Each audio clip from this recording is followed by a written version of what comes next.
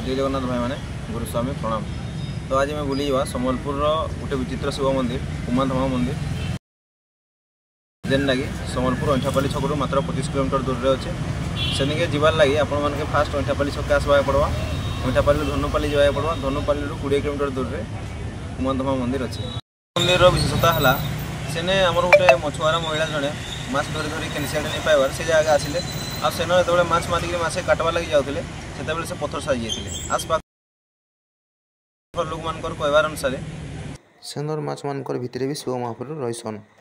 आ गोटे विचित्रता हूँ जे से मंदिर गोटे वक्र मंदिर अटे। आज तक से सब विचित्रतार कारण कहीं नहीं जाने। तो आम बाहरी गलु धमा मंदिर जीवार लगे रास्ता अनेक बोलबम भाई मैंने भी जाऊे तार इने आम आम गाड़ी के पार्किंग करी बाहरी गलु मंदिर भीतर के जीवा लगे। तार इने आम पूजा सामग्री किनलु आओ भीतर के जीवार लगे बाहरलु।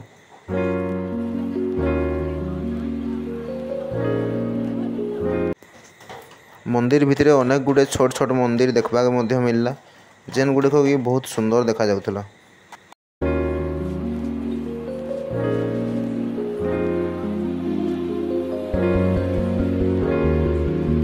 तारपरे आमे पूजा सामग्री धरी बाबांकर दर्शन लगी बाहरलु। तापरे दीप जाली दी धूप मध्य जाली देलु।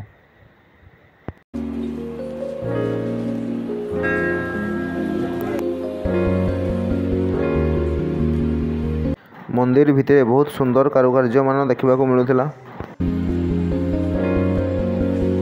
तारपरे आमे किछि समय लाइन रे ठिया हेलु। मंदिर भितर भीड़ बहुत थिला। तारपरे फाइनाली आमे भगवान शिव शंकर दर्शन कलु।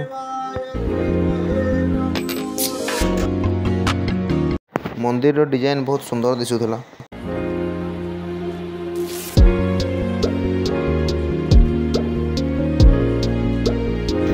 तारपरे किछि समय बुलाबुली करिगिरी आमे पहुँची गलु भंडार गृह पाखरे जेन भी खाइबा पाई दिया है।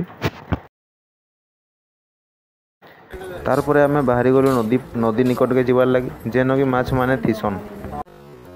इटा उमाधमा मंदिर रो बैक साइड रो व्यू आए।